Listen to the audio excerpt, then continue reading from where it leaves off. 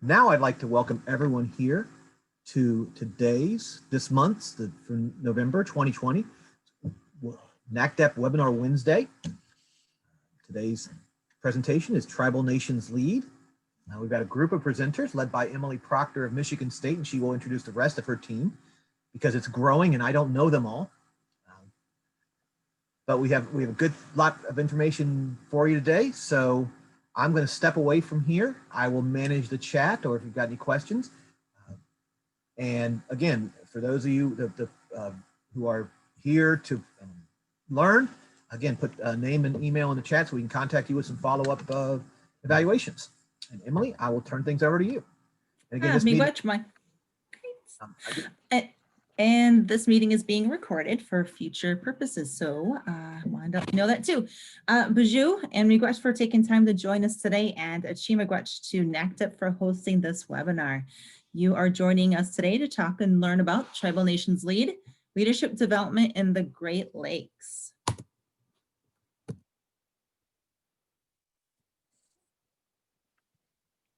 And as part of our civil rights duty, we have to discuss that our programs are open for everyone and all people. And I feel that this program also takes the And Justice for All to another level as well, to ensure that vulnerable populations and those typically underserved have access. So to begin our webinar, I respectfully and humbly invite my coworker and friend, Brian, to share a few words to start us in a good way.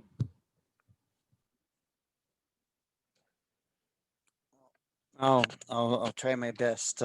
Chimigwich Gitchimanadu for your creation, your gifts, your wisdom, and the ability for us to be able to Manwajimo to tell a good story today, because that is how we teach in our native ways. And as we go on today, and what we're going to do as a group and as a team moving forward in this presentation is to tell that good story and where we want to be in the future.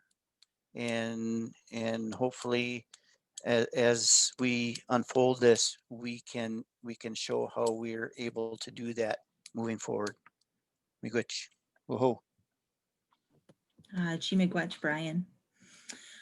And for the rest of our time together, we will be discussing the background and context of Indigenous Western Great Lakes leadership and traditional knowledge, an activity, learning about and an activity regarding the medicine wheel, the 5 R's of collaborating with Indigenous nations, a treat everyone like a leader activity, and we will wrap up with talking about us continuing our journey. And with that, I will turn it over to Aaron. Well, hello, my name is Aaron Birdbear, and I just wanted to share this incredible kind of wisdom that was shared by Dr. Michael McGeeshie Sullivan, an Ojibwe linguist and immersion instructor at the Wadukadading Ojibwe Language Institute.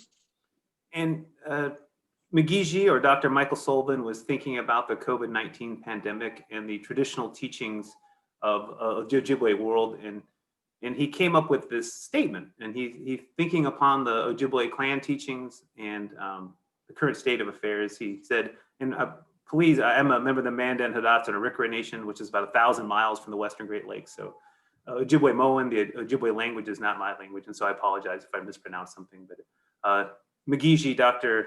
Michael Sullivan said, Minji Mendanda, Ga Gikinu, Amago Wijiyang. And it's that let's remember, let's keep in mind what we have been taught. And he's referring to like traditional knowledge, the traditional teachings of the Ojibwe world, and how when we remember these teachings, we are given the gifts of clarity and strength, and that the other orders of creation have helped us to survive. And they will continue to help us if we remember these important relationships. And so during this really terrible time of misery and suffering, a time that all of us are experiencing on planet Earth, just remembering traditional teachings is a really important way for us to have the gifts of clarity and strength to see our way through this particular time. So I just wanted to share, Indigenous knowledge holds a lot for us because we've had so much experience with pandemics in the recent past. Next slide, please. Okay, miigwech, Aaron. So our team, you notice here there are 3 columns, and with our MSU, Michigan State University Extension team, we have myself, Emily Proctor, Tribal Extension Educator, also Odawa. We had Bethany Prycookie, Eric Wolcott, and Jordan Burrows from University of Wisconsin. We have Brian Gochi, Annie Jones, Kathy Tetchman, Aaron Birdbear, Ariga Grigoriana, Jennifer Gunther, and John Young. And we had tribal collaborators and our guides from Lakudare Tribal College, College of Menominee Nation, Great Lakes Indian Fish and Wildlife Commission, and Wisconsin, Minnesota Tribal Nations and Communities.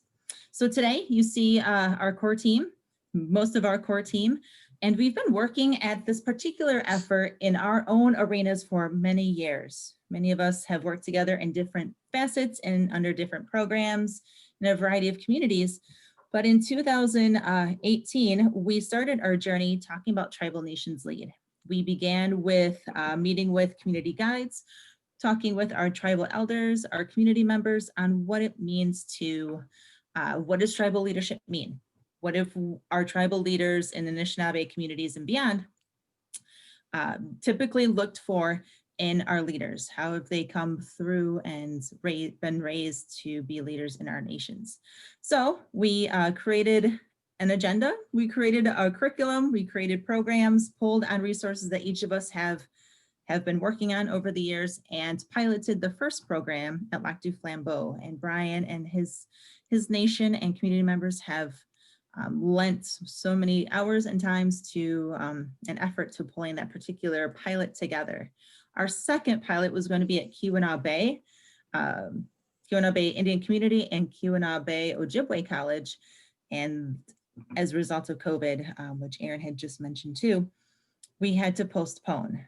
So during this time, coworkers that you see here took the next step, right? They pulled together a funding opportunity to build upon what we currently had established. And you'll hear more about that from our presenting team here in a few moments. All right, Aaron. Yeah, and we just wanted to remind folks, if you're from around Turtle Island, this wonderful, glorious, and beautiful continent that we find ourselves on in the Western Hemisphere. And if you're less familiar with the Western Great Lakes, we wanted to share a little bit about the many different indigenous nations and cultures. You know, continents are big, they're very diverse. And so, you know, today there are 574 federally recognized American Indian, Alaska Native nations speaking over 160 different languages. And so just an exceptionally diverse continent. And so when we see the Great Lakes, we have Lake Superior, Lake Michigan, Lake Huron. And this is a map from the Wisconsin past and present historical atlas that shows the trade routes in the 1760s. And so the people in different nations and cultures we would have found in the Western Great Lakes at that time are kind of outlined in this map. And just a reminder that if you take a snapshot at any given time, you'll find different kind of peoples in these locations. The fur trade economy had already impacted the Great Lakes at this time. So it was already kind of a shift of people into the Great Lakes with the expanding fur trade economy. So just here we are, the vast Ojibwe universe here in northern Wisconsin, a very special place to the Ojibwe world. And the Menominee, who've been here for time immemorial, and the Ho-Chunk, also here for a long period of time. Both the Menominee and the Ho-Chunk have creation stories, which have them coming to be here as people in the Western Great Lakes. There's some Squawky and others. So I just kind of reminds us of just who we are, the indigeneity of the Western Great Lakes, and the many different language families and cultures that are represented here.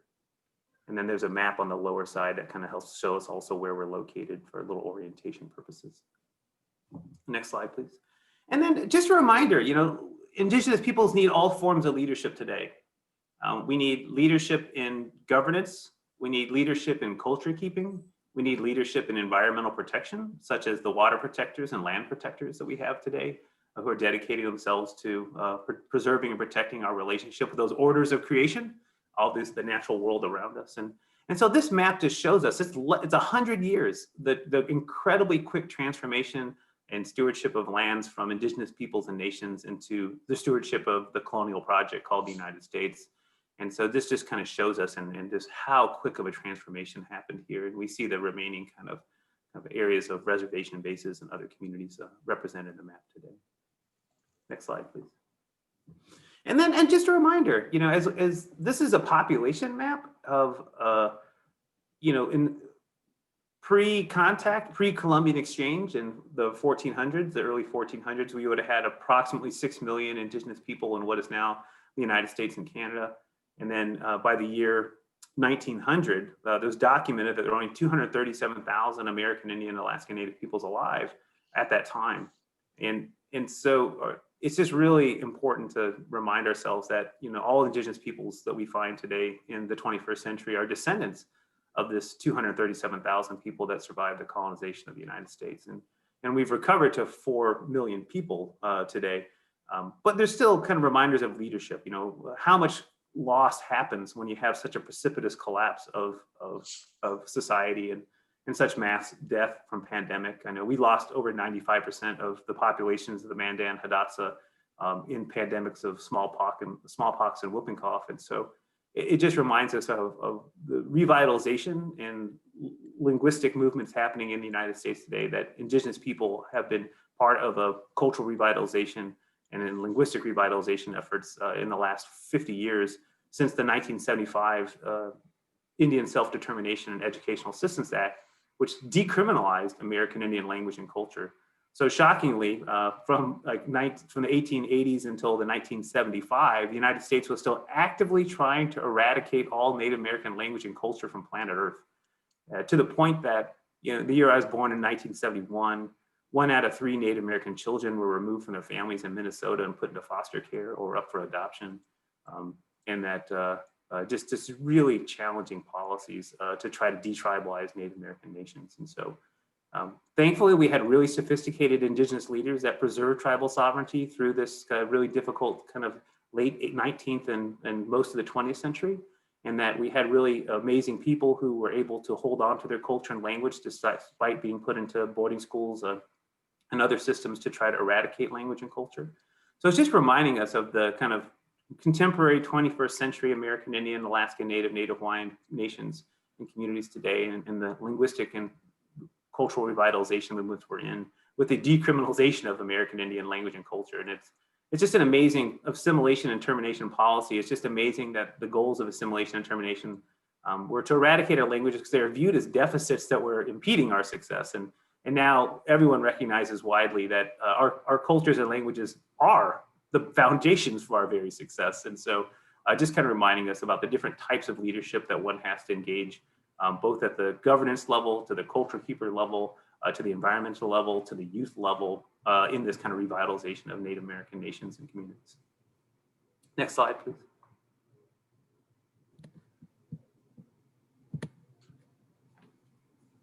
All right.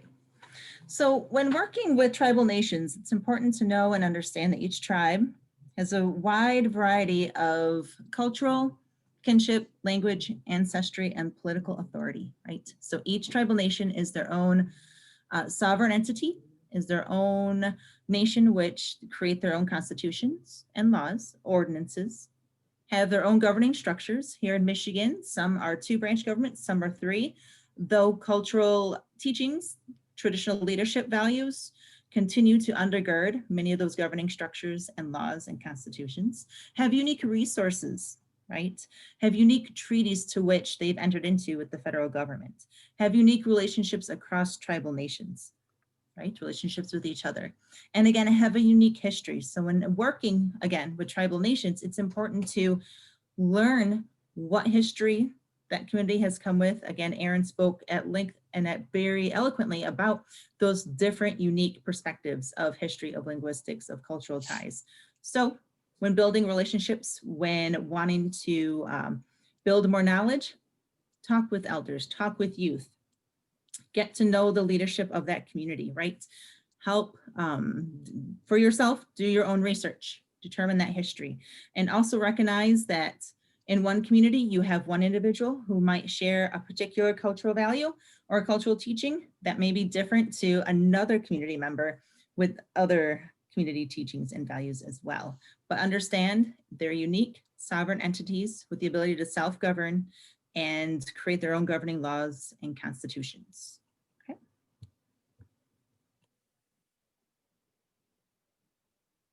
Matt?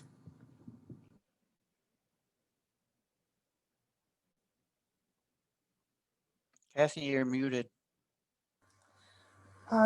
Thank you. So we just wanted to ask everybody that's participating, which one word would you use to describe a leadership quality? And you can put those in the chat for us, and we're going to circle back to them a little bit later in the presentation.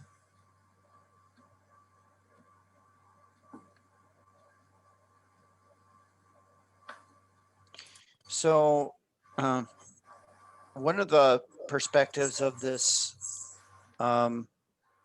project was to talk about traditional knowledge. And when you think about traditional knowledge, it's the other ways of knowing or applying or thinking or perspective of things. And what we try to do in this project is to tie that into leadership. And one of the reasons we started down this path is several of us had been requested to start developing leadership programs. But the missing link in this and working in tribal communities was that tribal knowledge base in that. We were using a lot of Western viewpoints, Western literature, and it just wasn't meshing for us. And so we decided to take a step back and start thinking about how can we implement those teachings, that knowledge base, those perspectives, to bring that together, as we've done in a lot of TEK and Indigenous science type programs and projects. So this is sort of the version for organizational development work and leadership work within tribal communities. Next slide.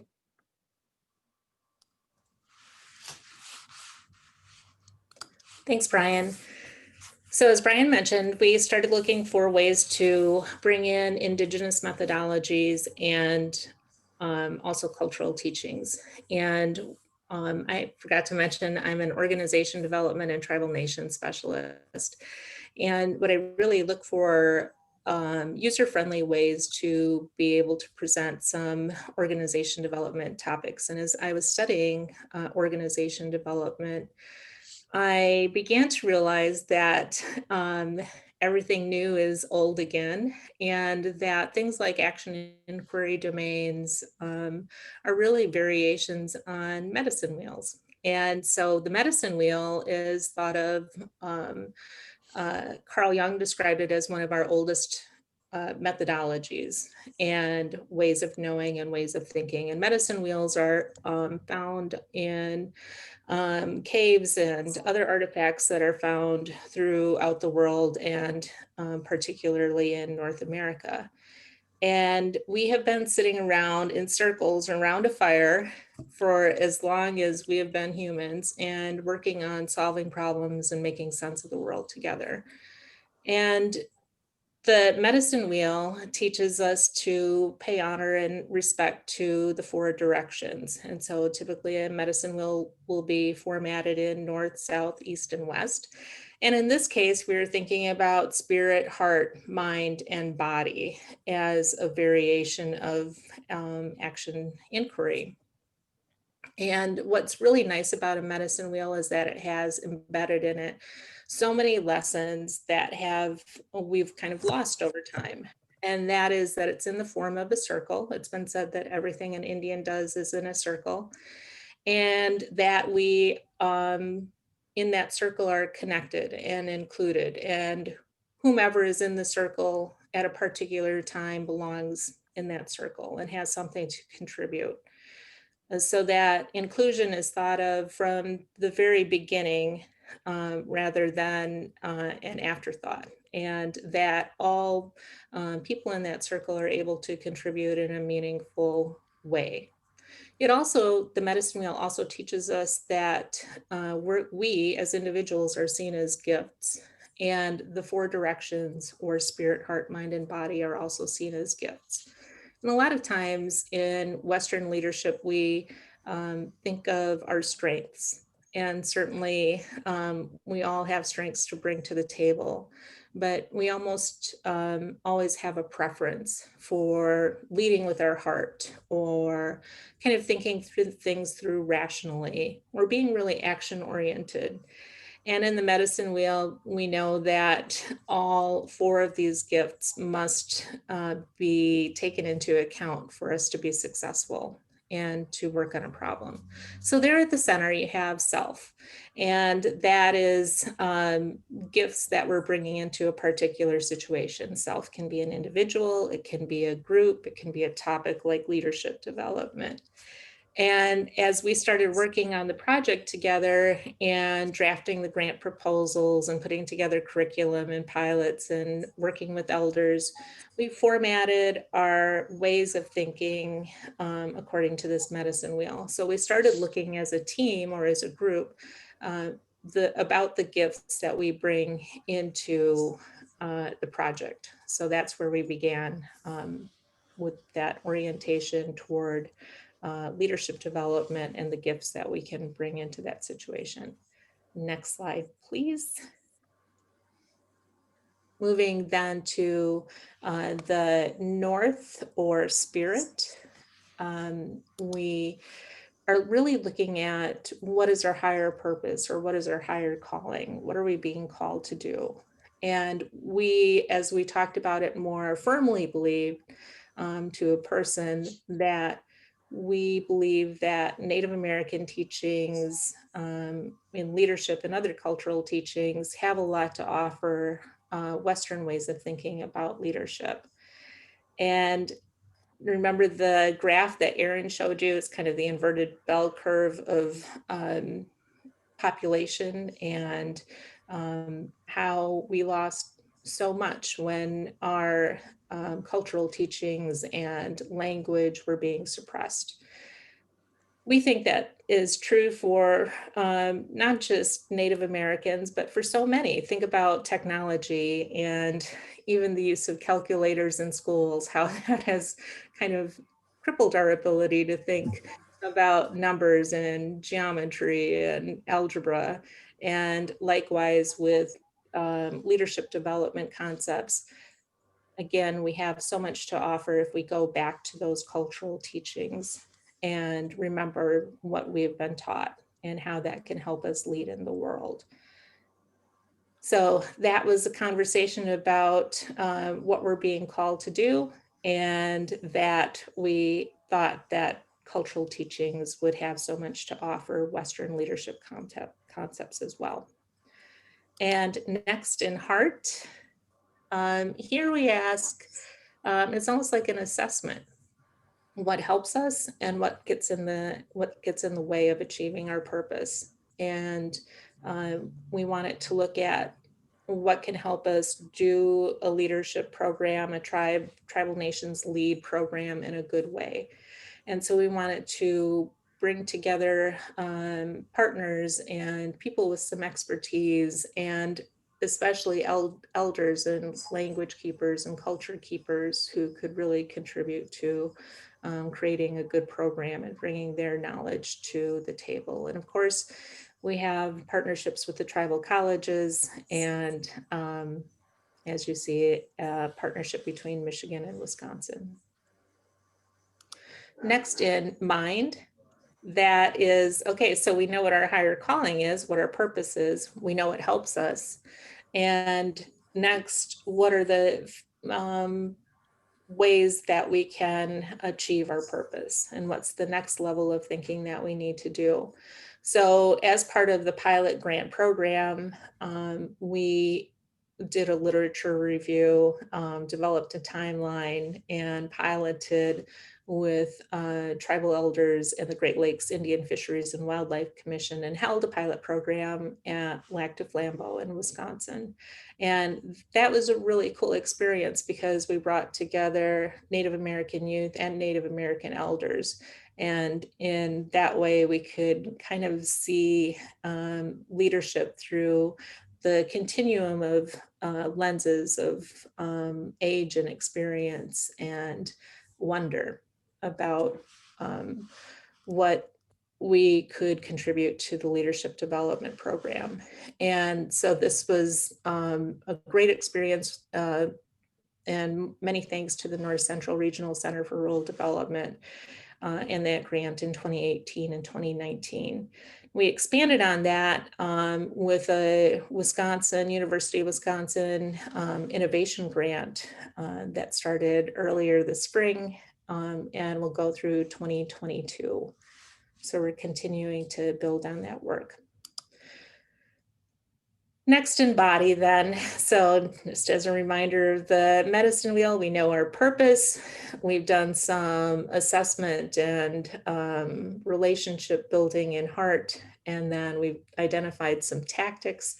And now next in body, it's that time to perform and think about the actions that we'll need to take.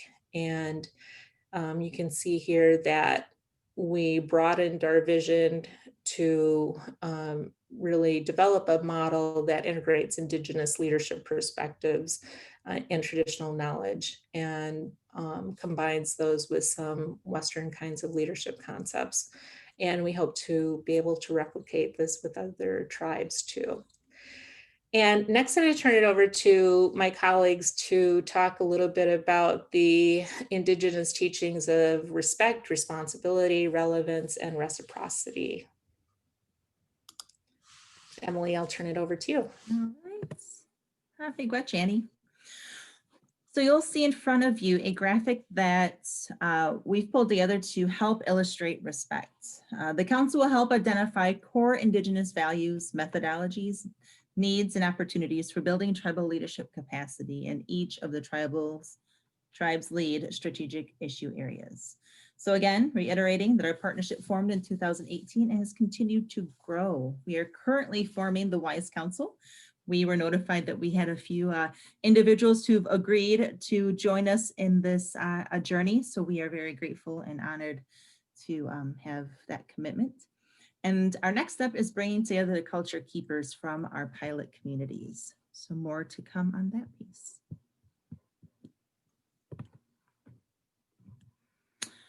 And relevance. So focus areas for the tribes lead design curriculum is integrating Indigenous leadership methodologies and traditional knowledge with multidisciplinary content, knowledge, and evaluation design from University of Wisconsin Extension, University of Wisconsin Native American faculty, 1994 tribal specialists, our project advisory council, and evaluation specialists applied to each of the strategic issue areas. In addition to our partners who have established this initiative, which we have spoke several times over this presentation about. So when we think about the responsibility, as I mentioned earlier in the presentation, we were given a charge at a local level within our tribal communities to look into this, to see what we can do to strengthen tribal leadership and leadership development, and not just using Western viewpoints, but bringing in our knowledge and our perspectives on things and a way to do things in a good way. And so when we look at our responsibility, we want to also be able to customize the program, knowing that each tribe and tribal community and sovereign nation is unique. So we want to make sure that we're bringing those perspectives into this curriculum and ways of doing that. And one of the things that we can do in that perspective, or what we're hoping to do, is to bring in a local project within those presentations, within those curriculum data points, to say, what can we do within the community from developing our leadership to tie into a local project, so we can show meaning and developing things in a good way as a whole. Next slide.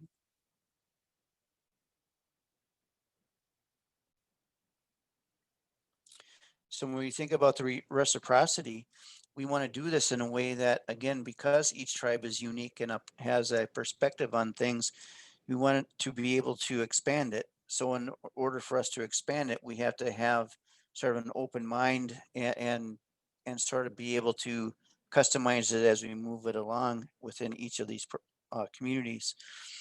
So we're anticipating, as we move these pilots along, as Annie mentioned, we have some additional funding to continue the project and the initiative. We are hoping to expand it across the Great Lakes regions into Michigan State, with Minnesota. And again, we're trying to see where we can take this long ways. And when we work with tribal communities, you want to do this thinking about the long haul, that we're not in this just to sort of deal with this grant or these fundings that we have received and just do it and we're done with it. But what can we do to create a legacy?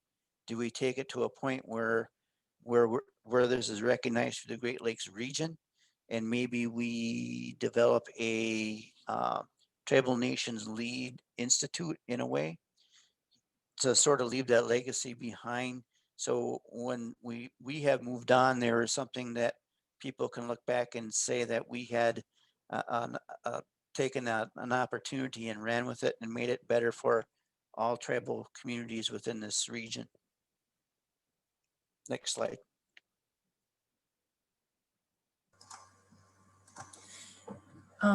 So we've created and piloted and continue to do so a number of activities to help reinforce integrating Indigenous and Western leadership concepts. And we wanted to share one of those with you this afternoon. This is the Treat Everyone Like a Leader activity, which is an icebreaker, but also gets people involved in reflecting on our more Eurocentric leadership concepts and how they interact or how they sync with Ojibwe leadership teachings. And here you see a group that helped pilot this activity from the Great Lakes Indian Fish and Wildlife Commission, one of our partners on the project. And how this activity works is that people receive a Western leadership word from Western leadership research, and they place it on their forehead, not visible to themselves. And they mix with their group and they are trying to guess their leadership word, their Western leadership word. But as they do that and interact with other members of their group, they treat the person that they meet according to the leadership word that that person is holding on their forehead. And this is a fun mixer that gets everybody involved. And when the mixer is over, then what the activity does is that we regroup, and I'm going to share my screen. So if you can imagine that you had a leadership, one of the leadership words that you contributed earlier. Can everybody see that okay? Yes. Okay, great. All right, so we have the 7 leadership teachings, Ojibwe leadership teachings here. And we have Western leadership words over to the right on Post-it notes. Some of these words are ones that you contributed earlier in the presentation. And what we do is we try to see which ones sync or resonate with Ojibwe leadership teachings. And so, Brian, do you want to add any comments before we do this? And not at this time, I may after we do it. Okay. All right. So let's start with, I'm going to start with visionary. So which of the visionary is a Western leadership concept? I think it was contributed by one of the participants today. Which of the 7 teachings might this align with? How about wisdom? And so when we do this activity, we actually use the 7 teachings on a large mural, and we have participants use Post-it notes to place their teaching, their Western leadership word, according to which Ojibwe teaching they feel it aligns with. How about unifier?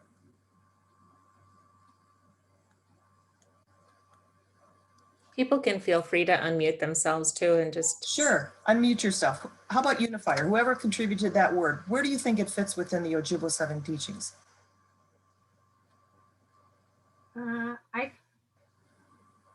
think it fits well with respect as you were going over there. Okay, with your permission, I'm going to move it over there. Okay, how about someone contributed listens or is a good listener?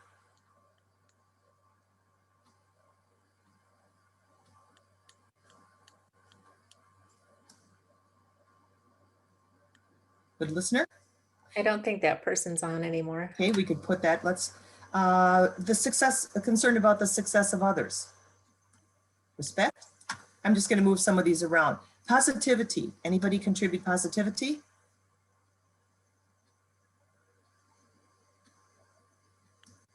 I'm going to put that here in honesty. Empathy. Who contributed empathy? How about love? Love. Great. Perfect.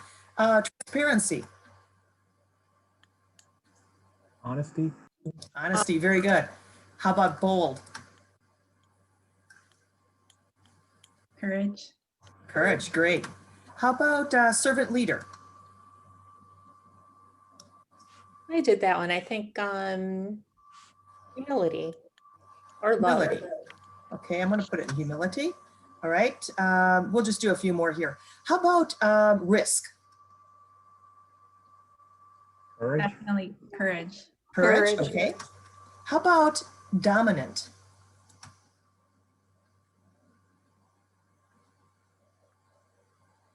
Is this a leadership word that does not align with Ojibwe teachings?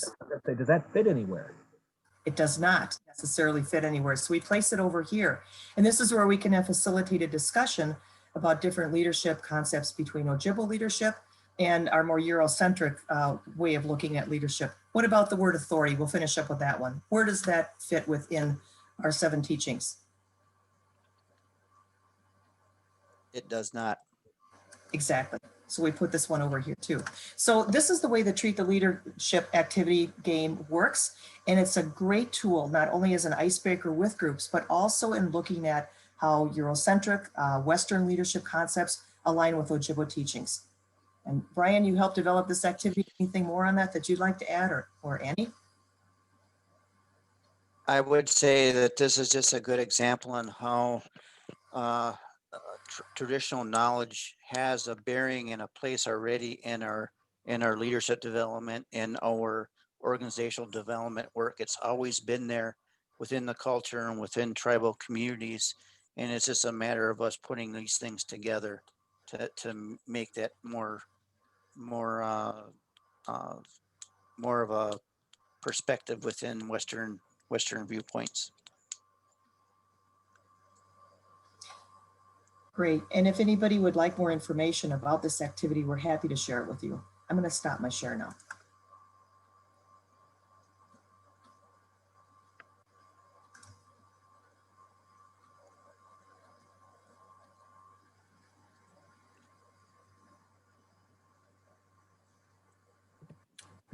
Okay.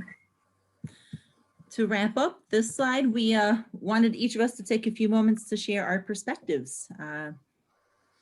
Reconciliation. I can say that bringing in Indigenous knowledge, partnerships in tribal colleges and tribal organizations are a core of the work that we do.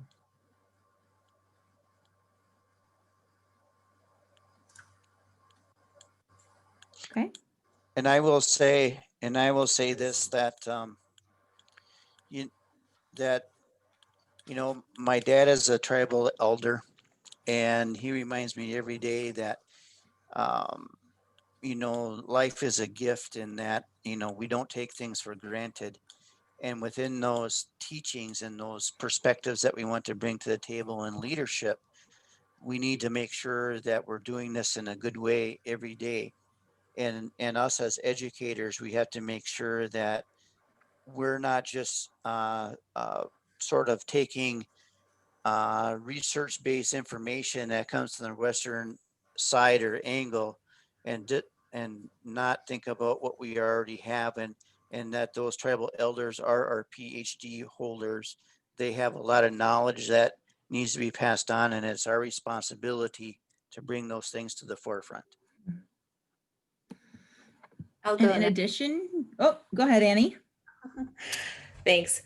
I've been asked a lot recently about what we can do to help Native American students be more successful, or Native American audience members be more successful. So I've been doing a lot of reflecting on those many moons ago when I was a college student, and Menominee, and going to the university or college for the first time. And I think in terms of reconciliation, I would like people to remember that Native American ways of knowing, or traditional ecological knowledge, or Indigenous knowledge, those ways of knowing for us are as important as university ways of knowing.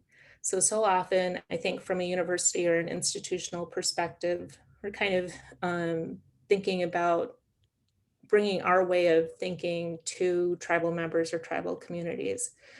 What I really believe is that tribal communities have a lot of knowledge that they can bring to university and institutional settings, that if you open if you open yourself up to exploring other ways of knowing and other ways of thinking, it can only enrich university ways of knowing and university knowledge. Thanks.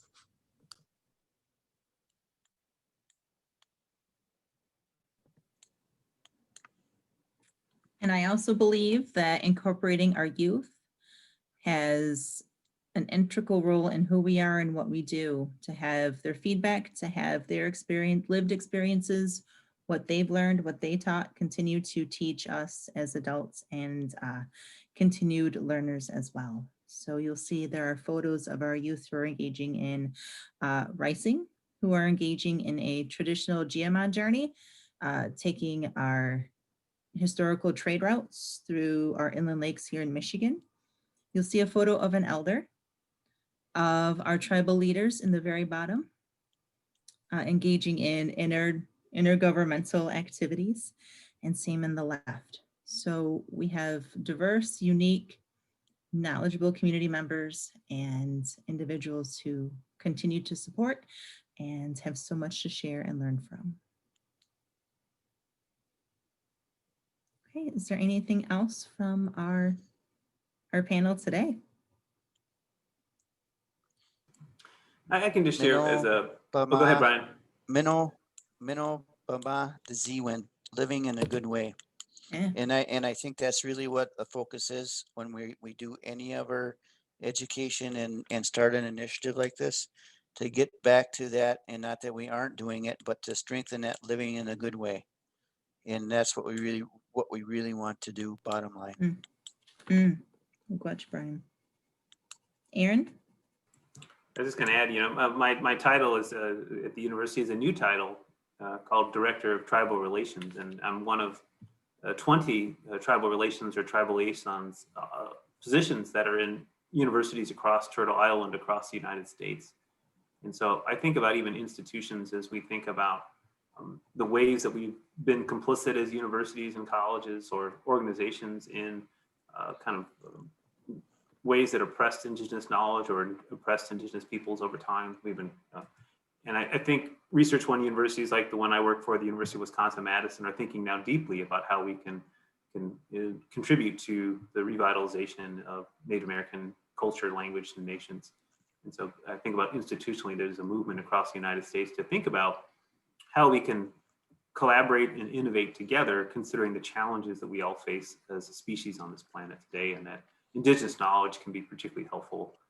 Climate change and kind of environmental protection and management and stewardship and agricultural developments, and just how powerful Indigenous knowledge is.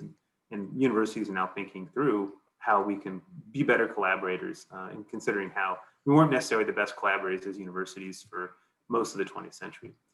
And so even these pilots are being supported through funding within the institution. They're contributing toward these efforts. So I think reconciliation all has an institutional component too. And once you're able to establish meaningful, deep relationships with Indigenous nations, you know, one can find, you know, ways as institutions to contribute toward acts of reconciliation, such as trying to do programs like this. Okay. Aaron, would you like to wrap up with this particular slide? Sure.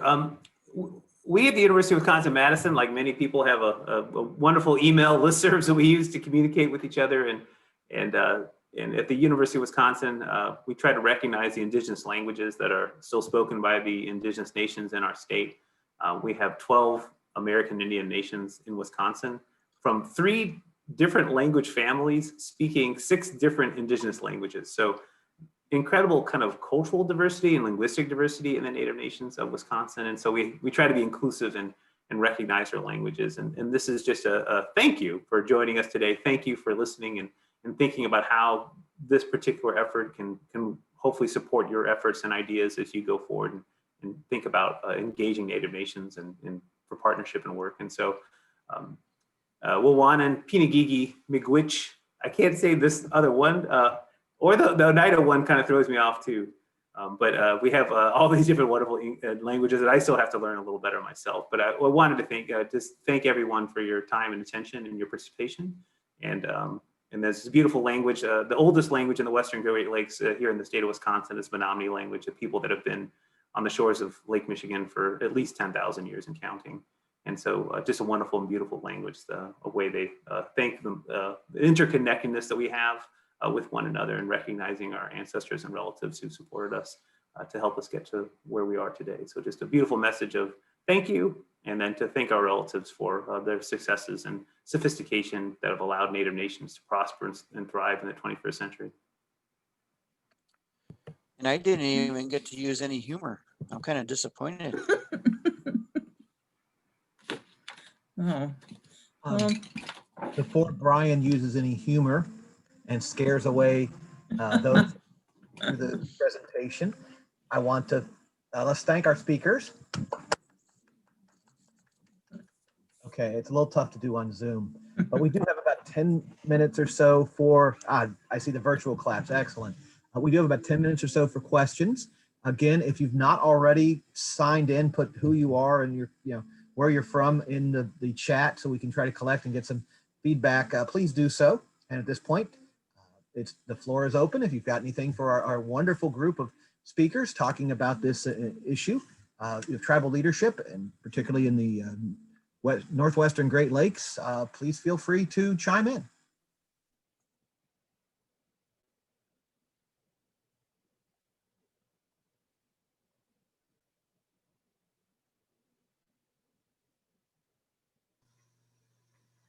I have a question. I'm just wondering if you have any advice for when you get pushback from non-native people who maybe are trying to push the Western viewpoint on maybe an activity you're doing or a conference or something like that that doesn't really fit in with the vision you have. And I know that's kind of a tough question. I'm just curious. Are you, yeah. Go ahead. Are you speaking specifically about our project or in general? Whichever you have advice for, because I feel like it, I just have a feeling that's such a huge part of Euro-American culture, is to act like our cultures are the only one or the main one that we have to compare everything else to. And I'm just wondering how you can handle that so you can keep it true to your vision without bringing too much of that into play. Yeah. I guess I'll just answer for myself, I guess. I've been with Extension now for over 30 years. And since day one, working in tribal communities, I've always said to our administration that I'm going to have to do this in a way that I'm being told by tribal elders, by tribal councils, and what I know and what I've been taught. And so whenever we get into a situation, where somebody, say, above me is saying, well, I don't know, we need to do these evaluations and we need to do it in this way because, this is just how we do it. I always just tell them politely that that's not going to work. And this is the way I'm going to do it. And if you got I guess, an issue with that, we can have that conversation. But if you want to have success in tribal communities, you're going to have to listen to individuals that are out there doing this work. And that's just, and I don't know how else to answer that other than that. I would echo that. I always say I take the lead from our tribal governments and our nations and communities. And being with Extension 12 years, Not Brian. Brian has a lot more experience and time than I do, and I have leaned on Brian for his wisdom over the years, but I continually go back to the fact that this is our responsibility as extension, especially since we live on tribal land. We have our institutions on tribal land, right? They're sovereign nations. We have that responsibility. And I don't think I've ever wavered from that perspective. And I link most of my work back to tribal governing documents, to treaties. You know, I link back to the United States Constitution, wherever I can find ways to link my work back to what sovereign nations have put into place helps that conversation so far. And I'm with you. I support you, Jill. There's it takes time. So great question though. Thank you so much. Just for the record, my wisdom to Emily, that conversation lasted like maybe 2 minutes. Maybe a minute and a half. Oh, just kidding. So you gotta have humor, Jill, too. You gotta have that humor.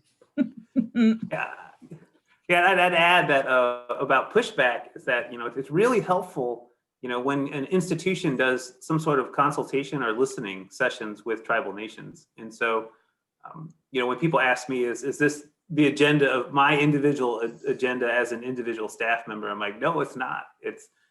We had listening sessions with the 12 Native Nations of Wisconsin in 2016 and 2019.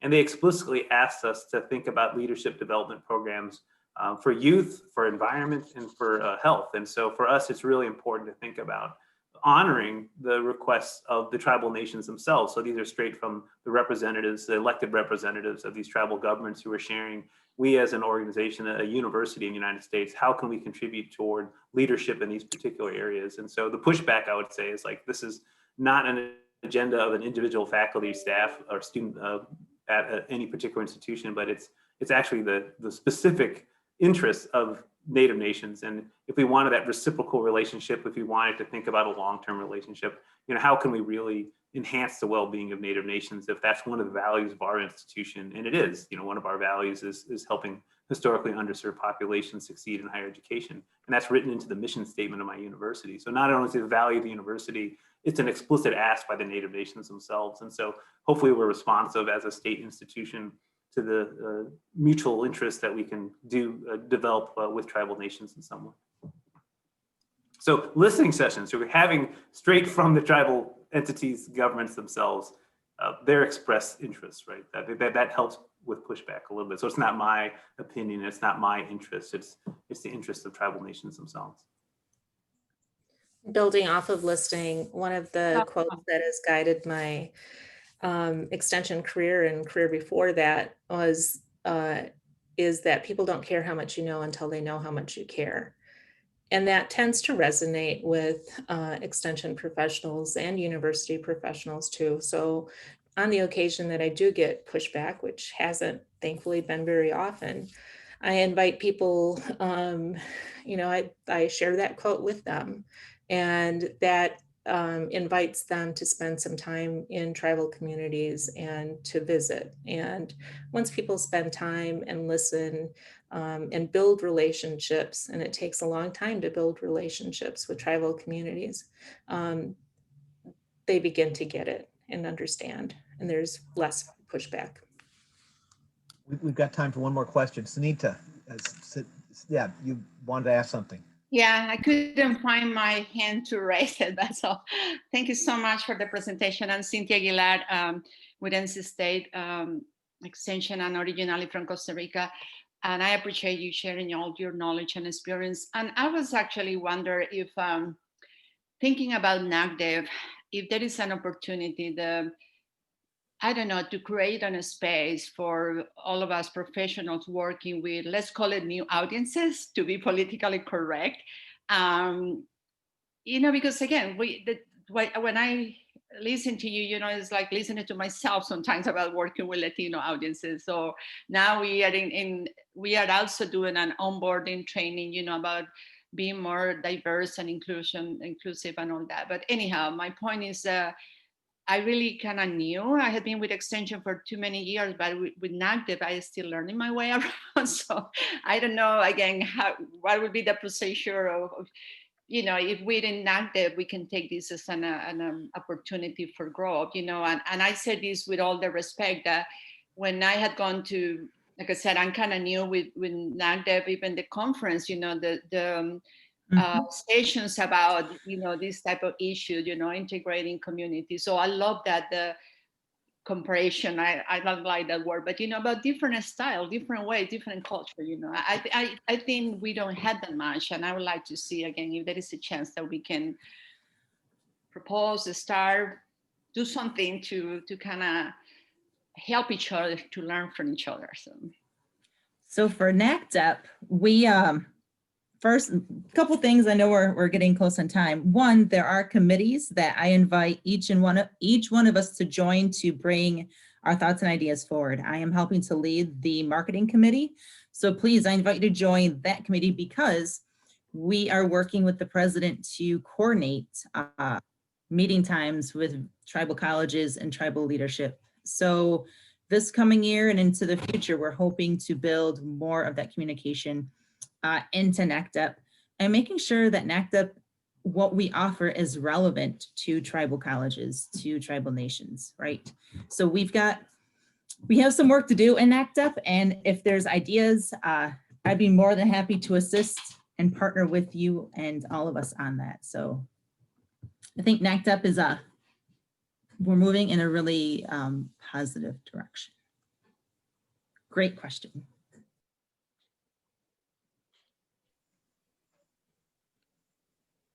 At this point, I hate for the discussion to end, but we do have, we set an hour aside for these sessions, and I know people have places to go, including me, who've booked another Zoom right after this. Believe it or not, I'm teaching photography to 4-H students. Don't ask.